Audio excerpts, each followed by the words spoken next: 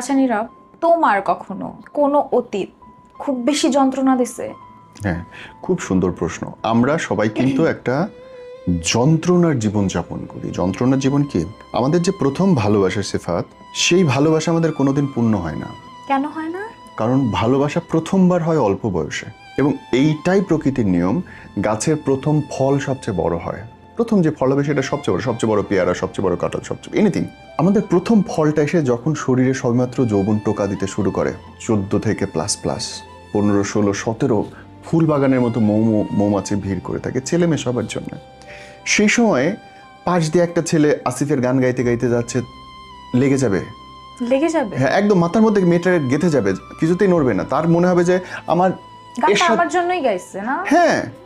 এবং একটা ছেলে, ধরো একটা মেয়ে জাস্ট যাচ্ছে, একবার তাকাইছে কোনোভাবে, মানে কারো ফাঁক দিয়ে তাকাইছে, মনে হচ্ছে